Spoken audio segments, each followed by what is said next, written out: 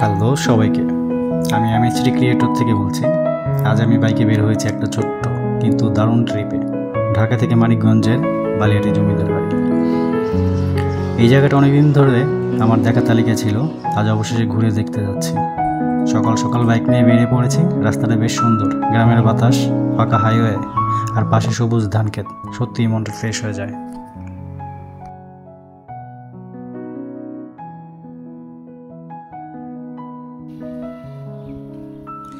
বালিঘাটিতে যাওয়ার পূর্বে আমরা ঘুরতে গিয়েছিলাম আরেকটি ঐতিহাসিক স্থান, বেতিলা জমিদার বাড়ি। এটি মানিকগঞ্জ শহরের খুব কাছে অবস্থিত, আর স্থানীয়দের কাছে এটি বেতিলা বাড়ি নামেও পরিচিত। ধারণা করা হয় 19 শতকের শুরুর দিকে এখানে জমিদার বিষ্ণুচরণ সাহা এই প্রাসাদ নির্মাণ করেন। পরবর্তীতে তার উত্তরসূরিরা এই বাড়িটি আরও সম্প্রসারিত করেন। বাড়িটির চারপাশে বিশাল প্রাচীর, বড় উঠান আর উঁচু কলাম, যা এক সময়ে জমিদার পরিবারের ঐশ্বর্যের প্রতীক। তবে সময়ের সঙ্গে সঙ্গে অনেক অংশ নষ্ট হয়ে গেছে, তবু এখনও এর ভিতরে ঢুকলেই এক ধরনের রাজকীয় ভাব অনুভব করা যায়।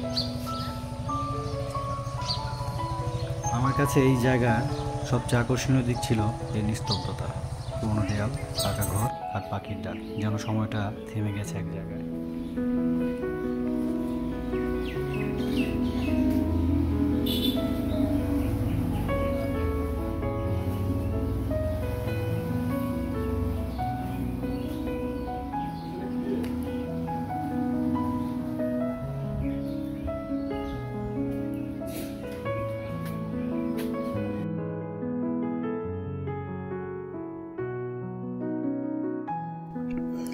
অবশেষে চলে এলাম মানিকগঞ্জ জেলার সাটুরিয়ায় অবস্থিত ঐতিহাসিক বালিয়াটি জমিদার বাড়ি দেখতে।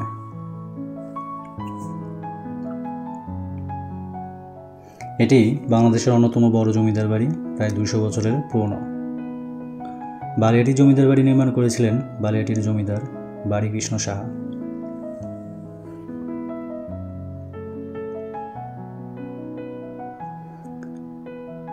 এর সামনে রয়েছে বিশাল একটি পুকুর।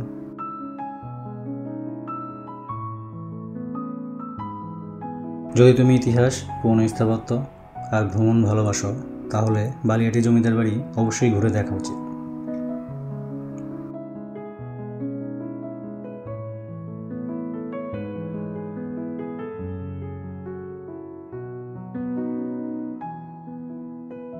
ভেতরে ঢুকেই বুঝতে পারবে এটি সাধারণ কোনো বাড়ি নয়।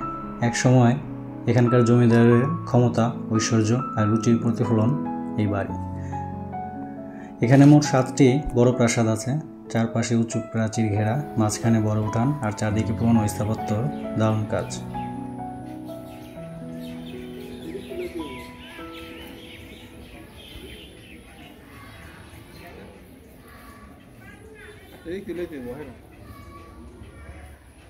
আমি এখানে কিছু ভিডিও ক্লিপ নিচ্ছি, যাতে তোমরা কাছ থেকে দেখতে পারো এর আসল রূপ।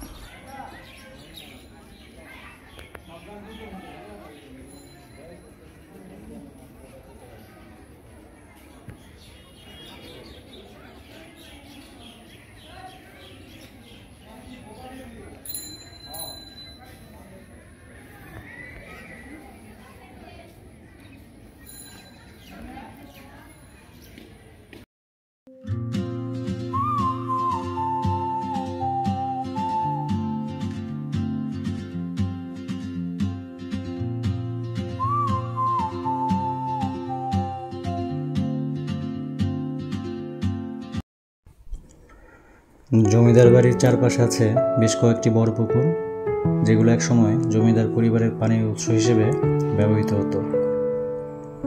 এই পুকুরগুলোর প্রতিটিতে আছে সুন্দরভাবে তৈরি 6টি সিঁড়ি, যেগুলো এখনও টিকে আছে সময়ের সাক্ষী হয়ে।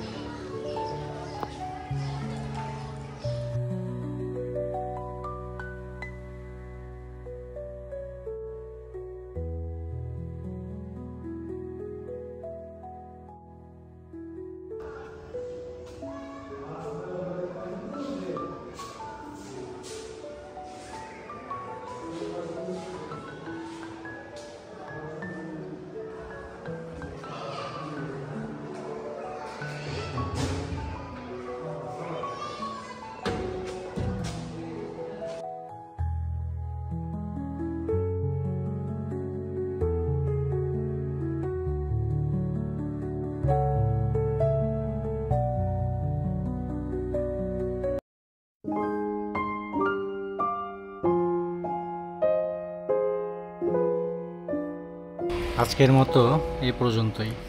ধন্যবাদ সবাইকে। দেখা হবে পরের কোনো ভিডিওতে।